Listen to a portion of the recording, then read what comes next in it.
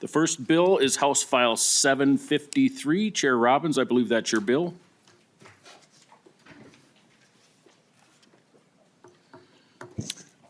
And Chair Robbins is not a member of the Veterans and Military Affairs Division, so I will move that House File 753 is recommended to be re-referred to the Commerce and Finance Committee. Please begin your testimony. Thank you, Mr. Chair. Thank you, members. This is a very simple bill that's been floating around here for many years, I think predating my service, and I think I've carried it for 5 years. And this is a bill that we really need to get done this year.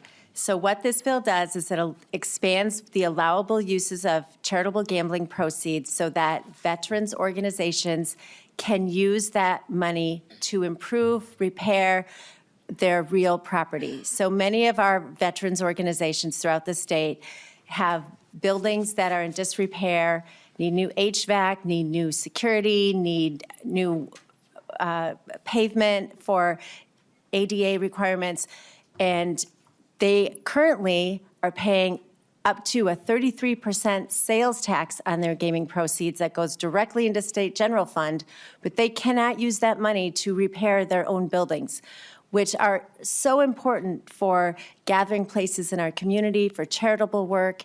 So this bill just remedies that by expanding the list of allowable expenditures for gaming proceeds for veterans organizations only. And it has always enjoyed strong bipartisan support, and I hope we can get it through this year. Thank you, Mr. Chair. Please have your testifiers state their name and record. Do you have any testifiers? All I right. believe so. Please state your name for the record and begin. Chair, Barry Henriksen. I'm the Adjutant Quartermaster for the Department of Minnesota Veterans of Foreign Wars. And in that role, I'm the one full-time officer at the state capitol up here. And as adjutant, I hear about all the posts, how they're doing. I'm kind of in communications. And as quartermaster, I see all their audits. So I'm really their point of contact. So far this year, we've already had 5 consolidations, meaning 5 communities have lost their Veterans of Foreign Wars posts. And they're hurting financially out there. And this bill doesn't cost the taxpayers anything. There's a great one, no cost. It just allows us to be able to make these improvements. I see these audits where posts have $5,000, $10,000. And if they go away, the community loses the veteran support that the posts do, the community. Most of them donate to the food shelf and all the sports activities.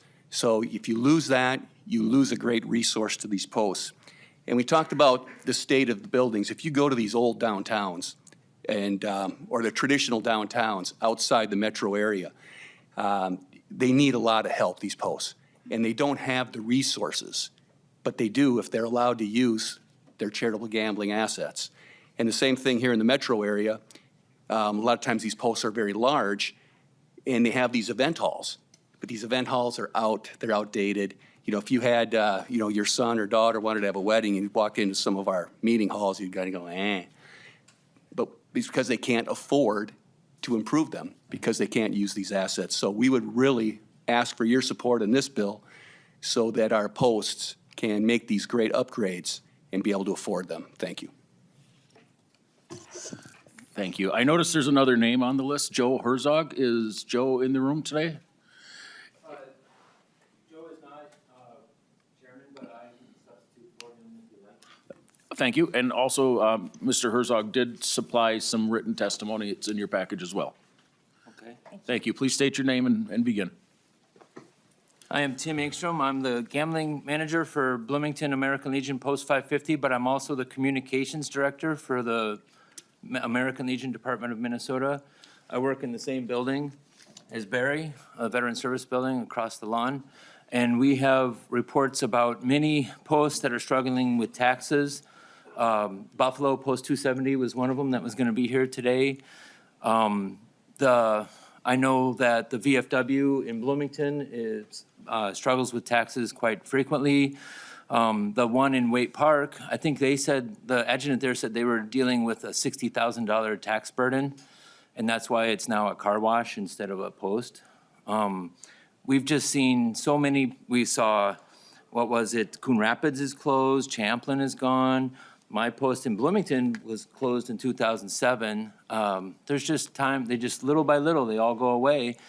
And then that's less of a safe space for veterans, and that's less of a refuge, a resource for veterans, a place where they can get help and find camaraderie and people who can maybe point them in the right direction. And we're dealing with all these other veterans' problems, and it would be great if we had these places out there as the first place we can go to catch them and help them and get them turned in the right direction.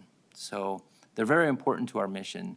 And having the ability to repair them and keep them and maintain them is crucial to Minnesota.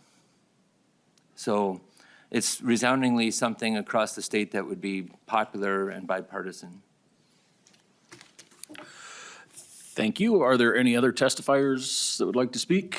How about member questions? Are there any member questions? That looks like it's non-controversial. Chair Robbins, Fantastic. closing statements.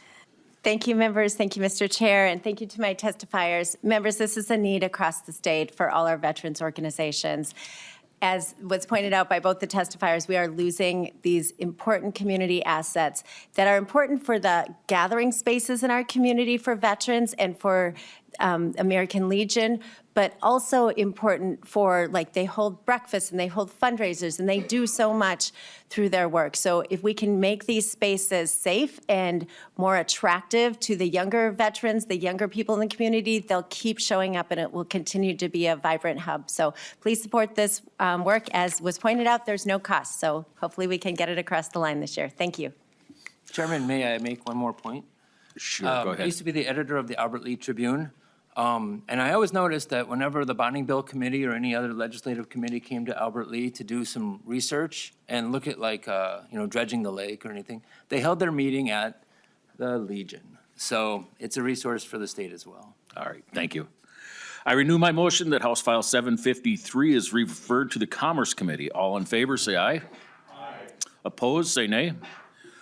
Motion carries and House File 753 is referred to Commerce. Thank you, Mr. Chair and members.